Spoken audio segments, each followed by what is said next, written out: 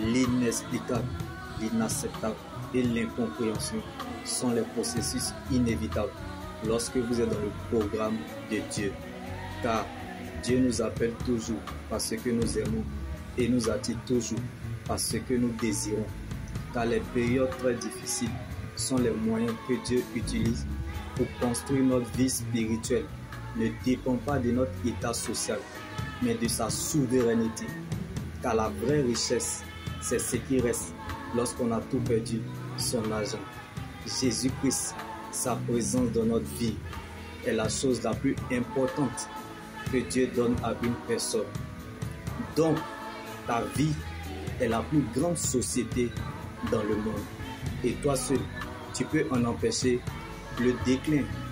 Comme elle était riche, elle avait l'apparence, mais il lui manquait la profondeur parce que elle avait dépensé tout son argent chez les médecins et chez les hommes.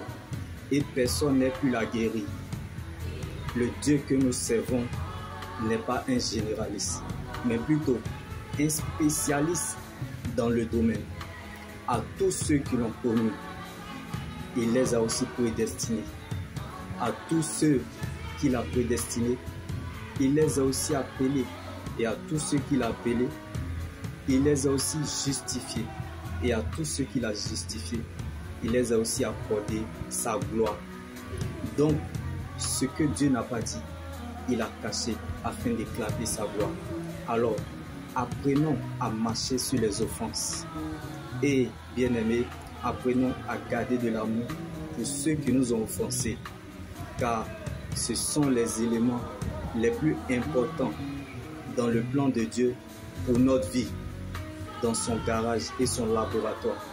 C'est-à-dire, ceux qui nous font mal ou pleurer sont les instruments que Dieu utilise pour nous briser, pour nous cuisiner, pour nous préparer, pour nous tailler et pour nous forger afin d'accéder à sa gloire.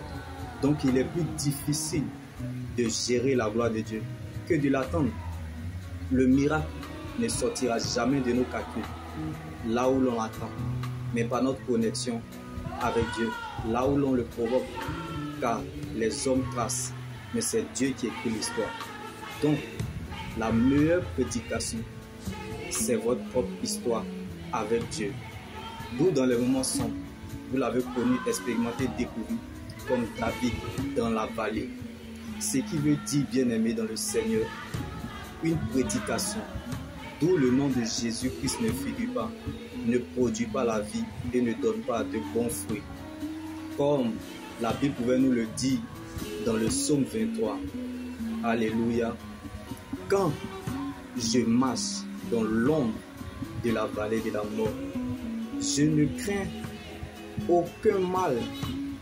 Malgré tout cela, je serai toujours pleine de confiance. Alléluia. Car il n'y a pas d'ombre sans lumière. Donc derrière cette ombre vallée des périodes difficiles se cachait la lumière qui est Jésus-Christ, la lumière du monde. Donc bien-aimé dans le Seigneur, je ne sais pas là où tu te situes. La bénédiction n'a pas d'adresse. Car les tueurs des géants voient déjà la récompense derrière même avant le combat.